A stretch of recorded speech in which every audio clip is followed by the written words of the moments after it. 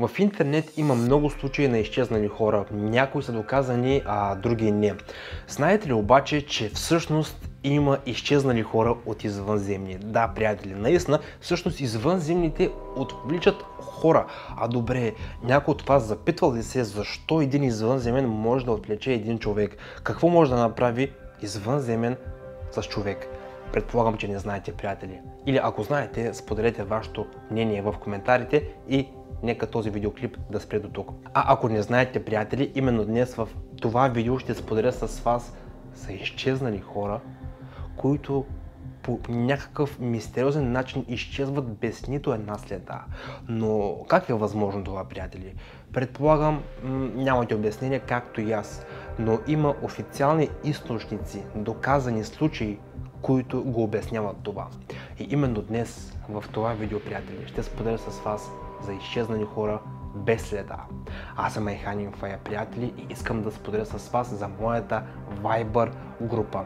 В тази група качвам много интересни статии, много интересни новини, които едва ли бихте ги намерили някъде другаде. И ако накрая на видеоклипът ви е харесал, бих се радвал за един лайк и един коментар, тъй като повечето хора забравят. Нека да спрем до тук и да започнем видеоклипа. Карлос, Микеланджело, пускайте клипа. Изчезването на човек винаги е голяма мистерия. По-загадъчно може да бъде само изчезването на няколко души наведнъж, от необичайни отвличания и мистични преживявания до призрачни кораби. В това видео ще ви разкажа за най-мистериозните масови изчезвания, които все още нямат обяснения. Един от вариантите за масово изчезване на хора могат да бъдат отнесени към категорията отвлечени от извънземни. Да, сега може би за вас това ще е някаква фантазия, но учени и експерти далеч не смятат, че това са измислици. Някои уфолози казват, че извънземните могат да отвличат хора както по-отделно, така и в големи количества. И такива отвличания не остават незабелязани. Някои успяват да се върнат на Земята, а други не. Но хората, които се връщат, са променени завинаги. Така че ловецът на НЛО от Хюстън на име Дарел Симс споделя, че има доказателство за отвличане от извънземни. Според него една жена, отвлечена от НЛО, се е върнала на нашата планета с някакъв вид имплант, който е бил имплантиран от представителите на извънземна цивилизация. Той е изпаднал от окото и на масата по време на разговор с началника. Симс също споделя за метални топки, които според него едно момиче е кихнало. Това е било в следствие от като извънземните са впръсквали неизвестно вещество в носа й. А хората, които се връщат на Земята без такива устройства, те най-често имат разбита психика. Това не е заобиколило Барни и Хил. Тази история се счита за най-мистериозната по отношение на масово отвличане от извънземни, както и за най-ранния документиран случай на така наречените контакти от седма степен. Това се е случило на 19 септември 1961 година, когато двойката се е прибирала от дома в Портсмут. Докато е шофирал по магистралата, Барни е забелязал подозрителна светлина, която е преследвала колата им. Те са спрели автомобила и са изкарали бинокъла, за да видят светещия диск. В далечината той е видял фигурите на 11 души, наподобяващи на хора, които преследвали него и жена му. Те не са успели да избягат и съвсем скоро автомобилът им е започнал да заяжда и след това напълно е спрял. Като по това време цялата електроника в автомобила е спряла да работи. Съпрузите са усетили, че заспиват. След като са се събудили след 2 часа, те са били на 50 км от локацията, където се е случило всичко. Съпрузите смятат, че са преживели отвличане от извънземни.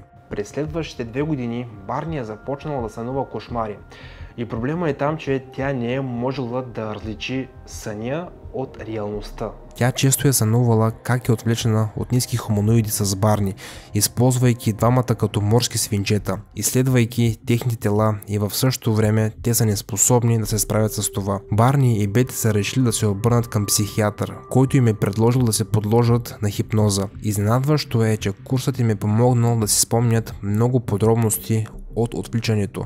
Един ден Бети нарисувала звездна карта, която извънземните са я показали. На тази карта са били начертани пътеките, откъдето са пристигнали и къде пътуват. По-късно, след техните общи сесии, точно същите спомени са изразени и от Барни. Нещо подобно се е случило на 7 август 1968 година с Майкъл Леп и Джанет Корнел. Според тях, те са били отвлечени от извънземни директно от лодката, плаваща в езерото в окръга на лагера. Майкъл не е помнил нищо, докато не е решил да отиде в изследователския център за НЛО случаи заради кошмарите, от които е страдал дълго време. В центъра под въздействието на хипноза той си е спомнил как се е качил на борда на кораба и е видял Джанет да лежи на масата и няколко извънземни наоколо. Те са изследвали и са взели отстъргвания от кожата й. По думите на отвлечените хора, те са искали да зародят човешката раса на други планети. Споделете вашето мнение в коментарите.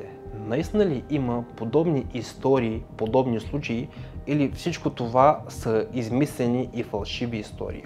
Бих се радвал да видя и да прочета вашите коментари. Отговарям на всеки един коментар. И останете с мен до края на видеоклипа, тъй като това беше само началото. Сега почва истинският клип. През 16 век английска колония е основана на остров Роанок. Тя е замислена като първото постоянно английско селище в Северна Америка. Но в историята те са само в това си качество. Също така, това място се свързва и с едно от най-мистичните масови изчезвания. Първата експедиция от повече от 100 души е пристигнала на Роанок през 1585 година, начело с Джон Уайт. За известно време той е бил губернатор на този остров. В един момент той отплава обратно, но след известно време, когато Джон и неговите хора са пристигнали на острова, островът е бил празен и те са намерили само скелета на един човек и издълбана в дървото дума Кротуан. Както се оказало, това е било индийско племе, което е живело на юг от острова. Една от версиите гласи, че заселниците наистина са били убити от индианците, но наскоро е била разкрита истината. Очевидно е, че местните са напуснали острова и са намерили убежище на 70 км от него. Преди 2 години там са открити много английски, немски, френски и испански керамични изделия от века. Хойер Верде. През 1923 година група туристи, които са пътували из Бразилия, случайно са попаднали на село Хойер Верде, което по това време е било обитавано от около 600 души. Първоначално туристите са искали да останат в селото. Но когато са влезли в Хойер Верде, те са били в шок, тъй като е нямало нито един човек и нито едно животно. Туристите са започнали да инспектират територията и е било още по-изненадващо, че в много къщи радиото е работило. На някои места е имало храна на масата, дори са горели фенерите. Изглеждало е така, сякаш селяните са го напуснали преди няколко минути или часове. Туристите са започнали да търсят улики или поне някакви следи, но не са успели да намерят нищо. Обитателите на Хойер Верде в буквалния смисъл са се изпарили. Туристите са взели решение да се обърнат към полицията и те са започнали с масови разследвания, но не са успели да намерят никакви факти и доказателства. Освен една много подозрителна бележка на дъската в селското училище, на която е пишело "Няма спасение". Кой е оставил тази бележка? Местните или хората, които са ги отвлекли? Няма отговор до ден днешен. Нито един човек от изчезналите не е бил открит. Плашещото е, че инцидентът с Хойер Верде далеч не е единственият. 7 години по-късно се е случило нещо по-ужасяващо. Ловецът Джо Абел е търсил място и е решил да отиде до инуитското село близо до езерото Ангикуни в Канада. Джо е познавал местните жители много добре, понеже се е занимавал с търговия с тези хора през годините и те са го познавали много добре. Джо е знаел, че селото с население от няколко стотин души винаги е готово да го приеме, но изненадващо за него е било, че в този ден никой не го е посрещнал. Джон е започнал да провежда свое разследване и това, което е открил, са нови изкопани гробове в местната гробница. Всичко е показвало, че е нямало някаква суматоха, тъй като домовете са били пълни с храна. Пушките са били окачени по домовете, както и телата на някои живущи, също и на домашни любимци в близост до селото. Както се е разбрало по-късно, те са починали от глад, но това е било невъзможно, тъй като в селото е имало изобилие от храна и вода. Защо и как хората са изчезнали в селото не е ясно до ден днешен, но изглежда, че този случай по някакъв начин е свързан с изчезването в Хуерверде. Изчезване в окръга на залива Сувла. Мистериозни изчезвания се случват не само в Америка, но и в Европа. Едно от най-необяснимите случаи са се случили на залива Сувла в Турция. Това живописно крайбрежие на Егейско море, засадено с кипариси, която пази своята легенда, известна на много любители на историите на ужасите. През август 1915 година британският десантен отряд е каснал тук. Когато те са атакували селото, те са попаднали под силен огън на картечни екипажи и снайперисти. И тъй като най-близката гора е била опожарена от британската и турската артилерия, полкът се е оказал откъснат от останалите сили, губейки ориентация в пространството. При опит да се скрият в селото, те са влезли в гъстата мъгла и повече никой не ги е видял. Когато мъглата се е разсеяла, е нямало нито живи войници, нито телата им. Все още не се знае къде са отишли войниците. Някои дори вярват, че мистериозното изчезване на Норфолският полк е свързано с експериментите на Никола Тесла. Между другото, самият този епизод, подобно с битката на залива, е бил отразен в културата. На това събитие е посветена песента Foggy Doom. Под нея излиза и известният ММА боец Конър Макгрегор.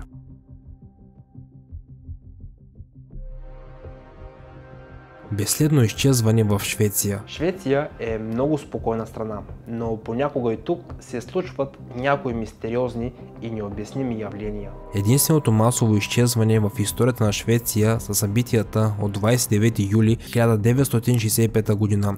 4 млади хора сякаш са се изпарили в околността на Гьотенборг. Гай Карлсън, Ян Олов, Дал Сио и Кюл Йохенсен са били приятели. За последен път те са били видени да карат синьо Волво извън града. Новината за тяхното изчезване е съобщено от техните семейства по различно време. Може би това е причината полицията да не е свързала веднага всички изчезвания. Никой от тях е нямал шофьорска книжка, което означава, че поне един от тях е нарушил закона. Обаче интересното тук е, че именно някои от тези младежи преди това са били осъждани за дребни нарушения. Те като цяло са били добри и възпитани. Самият факт за изчезването е било много странно, но това не приключва тук. В същия ден в Гьотеборг още един човек е изчезнал. Той е изпратил пощенска картичка на близките си, в която е пишело, че всичко е наред, не се притеснявайте. Това е било и последното съобщение на Лунквист. Смята се, че той се е присъединил към младите в синото Волво. Не е известно дали те са се познавали или самата среща е станала напълно случайна. Но така или иначе, нито един от тях не е намерен. МВ Жоита. Точно като Титаник, и този кораб се е смятал за непотопяем. Но това, което се е случило с Титаник, се е случило и с този кораб. През октомври 1955 година корабът е плавал по бреговете на архипелага Такалео в Нова Зеландия с 25 пътници и няколко члена на екипажа на борда. В един момент корабът е спрял да комуникира. 37 дни по-късно е бил открит наполовина потънал в близост до Вануалев, вторият по големина остров в Фиджи. Никой на борда не е знаел, че корабът е носил 4 тона товар в Нова Зеландия, но той е изчезнал заедно с пътниците и екипажа. И след това странният инцидент е започнал да става още по-мистериозен, когато подробностите са започнали да излизат наяве, се е оказало, че радиото е било настроено на канал за предаване на сигнали за бедствие. На борда е нямало лодки, но е имало кървави бинтове. Не се е знало как всичко това може да бъде свързано, но някои експерти имат предположение. Според тях корабът е започнал да потъва заради ръждата по корпуса. Но най-интересното е, че те са изпратили SOS сигнал, но така или иначе никой не го е получил. И тъй като са нямали спасителни лодки, те са били принудени да скочат във водата с надуваеми жилетки. Според тази версия, някои са били изядени от акули, други са били отнесени от течението в морето. Дори да е така, тогава каква връзка имат кървавите бинтове и къде е изчезнал 4-тонният товар? Споделете вашето мнение и предположения в коментарите. Преди години е имало много мистерии и загадки, които все още не са разгадани, което е съвсем нормално, приятели. Светът се развива и разбира се, че ще има още много нови случаи. Бих искал да чуя и вашето мнение. Някой от вас знаеше ли за тези случаи и за тези истории? Споделете вашето мнение долу в коментарите. Предполагам, че знаете, отговарям на всеки един коментар. За мен това е удоволствие, приятели. И преди да ви кажа чао, искам да споделя с вас за моята Viber група. Споделям много интересни факти и много интересна информация, която съм сигурен, че не знаете, приятели. Членството е напълно безплатно. Също така искам да споделя с вас за тези две видеа. Много са интересни, натискайте и се наслаждавайте. Чао, приятели, и очаквайте съвсем скоро много нови и интересни видеа. Чао и до скоро!